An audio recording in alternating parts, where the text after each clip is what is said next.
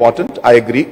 And you must be also aware, sir, that the government has taken the decision in the recent cabinet meeting we had, where we're making it mandatory for Khasi and Garo to be learned and taught up to a certain level in the lower primary school, up to a certain level where at least our children should be able to, say a child comes from Garo Hills, he or she should be able to then at least understand and communicate in Khasi and and understand what the language is. Similarly, from Khasi Hills also, when they go to Garo Hills, they should be able to at least understand.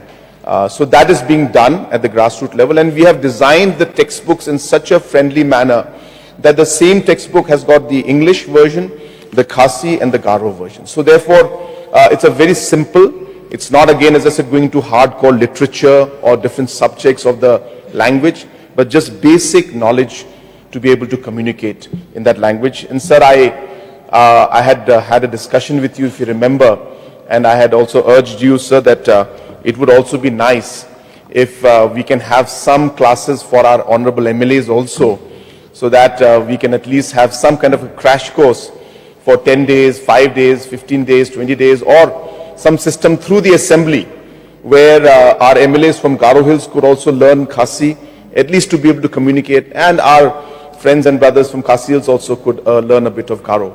I think this would be very, very positive. It would send a very good message, and it would show the fact that we are not just forcing others to do it, but we are also leading from the front, sir.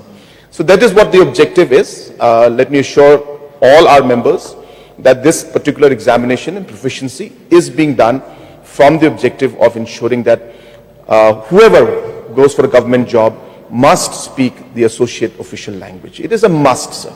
Without that, you will be not doing justice to the people.